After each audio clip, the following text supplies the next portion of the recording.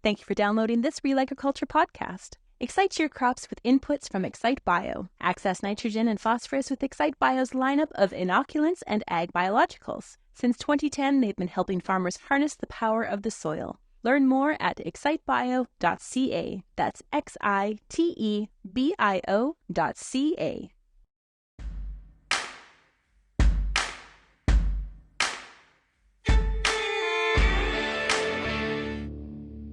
For Real Agriculture, I'm Kelvin Hepner at Crop Connect in Winnipeg, and pleased to be joined now by Daryl Domitruk, Executive Director with Manitoba Pulse and Soybean Growers. And Daryl, with the new round of the Sustainable Canadian Agricultural Partnership, there's a lot of attention being paid to funding agricultural research, and that includes edible bean breeding at Agriculture and Agri-Food Canada's Morden research farm. Can you bring us up to speed on where things are at in terms of the continuation of that program? Yes, certainly. Manitoba being the largest dry bean producer in Canada, we have a significant interest in AAFC's ongoing support for dry bean breeding, and that support is renewed every 5 years under these federal-provincial agreements. This time around, we entered into an agreement that would continue the development of beans, new bean varieties, with added disease resistance, improved quality, yield enhancements for the Manitoba and Eastern Prairie market. What has occurred is that we're now more tightly linked with programs in Southern Ontario and Quebec. And what that brings us is some of the innovative plant breeding techniques that are being developed at the Harrow Research Centre in Ontario and at McGill University in Quebec. So we've been working fairly diligently with the federal government on that arrangement.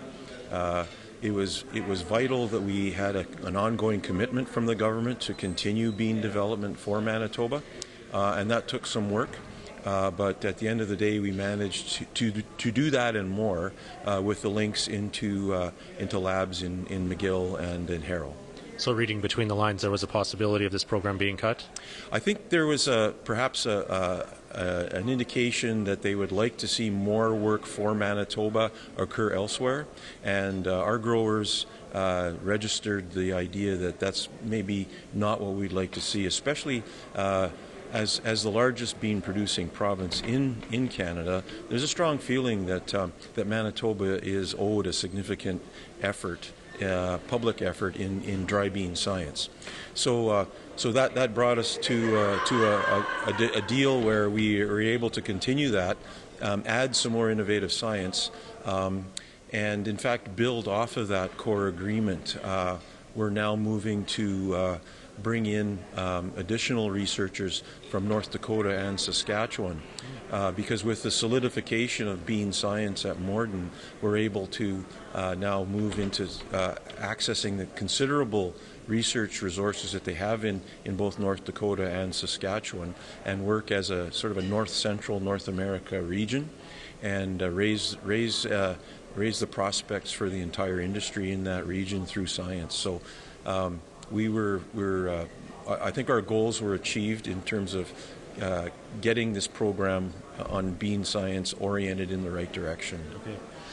And if we look at the varieties that are already popular here in Manitoba, there would be already that cross-border connection. Some of the varieties have been developed south of the border, of course. Indeed. The three big classes we produce in Manitoba are pinto, black, and navy beans. And black beans are a focus of the program in the University of Saskatchewan. The Morden program's also been developing germplasm and screening lines in that class. And pinto beans are our big class, and those are also developed in North Dakota, and is a big part of the program at Morden. So we are focusing on those three classes, which is another change from the past, where we sort of had it open to many different classes. But we see some of the smaller acre classes. We still want to develop varieties for those, the cranberries and small red and those kinds of classes. But we need to focus on the big ones, and that's what we're able to do in this agreement. Okay. So is this actual primary breeding work that happens at Morden then, or from in terms of a farmer's perspective or a grower's perspective, what part of that development process happens in Morden? So there's a tremendous amount of genetic material that was developed in crosses in the last number of years made in Morden. So there's a big job over the next 5 years simply sorting through and selecting through those. At the same time, there'll be crosses made at Harrow and then essentially shipped to Morden to include in that screening program. So you'll see material that has emerged from crosses at Morden and Harrow simultaneously being screened at Morden and in fact across the bean growing areas of Manitoba over the next 5 years. And growers, of course, through MPSG would be participating in funding this. Indeed. So the Manitoba pulse and soybean growers are putting in just over $300,000 into a program that's well over $2 million in total value. So we achieve significant leverage in our program. And that's what the science clusters are really about. The government comes to the table with their resources, and the grower groups come with theirs.